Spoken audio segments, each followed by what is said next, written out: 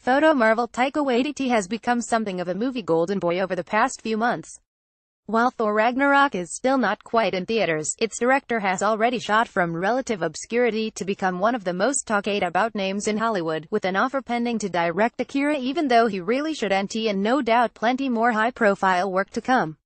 Some of us may have been familiar with Waititi's work before he got stuck into making Ragnarok, but the majority of movie fans were unfamiliar with this indie New Zealand director until Marvel sunk their claws into him and got him to back a big-budget, colorful action comedy set in space. There's been plenty of speculation over the past few months as to where Waititi's career might go next, but the director himself has ruled out one possible franchise. He is definitely not going to ever tackle a Star Wars film. Not that such an opportunity has necessarily been offered, but that's beside the point. Said Waititi, in a recent interview, that particular franchise seems really hard. There's not much room for someone like me. Through its narrow canon, the tone of Star Wars has always been determinedly self-serious, whereas the Marvel movies, like the decades of comics they sprang from, veer wildly from high drama to low comedy. And improvisation has been a tool in every Marvel movie since Robert Downey Jr. riffed his way through Iron Man. You know what, Taika Waititi's right. If there's one thing that's clear about everything that's gone down at Lucasfilm over the past 2 years, it's that the studio categorically does not want a director that's going to rely on comedy and improv. Sure, The Force Awakens has moments of levity that feel unscripted, but that's about it. Rogue One seems allergic to anything humorous that doesn't come from a grumpy, sarcastic Alan Tudyk bot, while the original directors of Solo What a Name got fired for doing exactly what Taika Waititi does best, and letting their actors show original thought during improv sessions.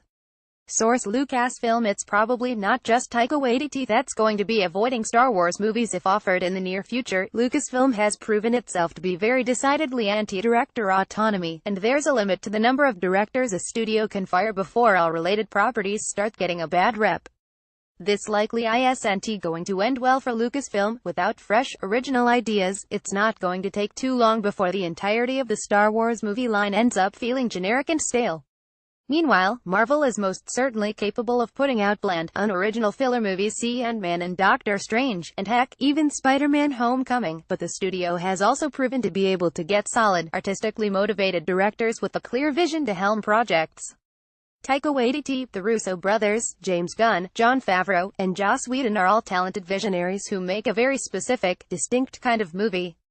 The MCU's ability to adapt and change to fit each different movie is one of its greatest strengths, as is the ability of the production team to bend to fit the needs of different directors with very different ideas of what a movie should be.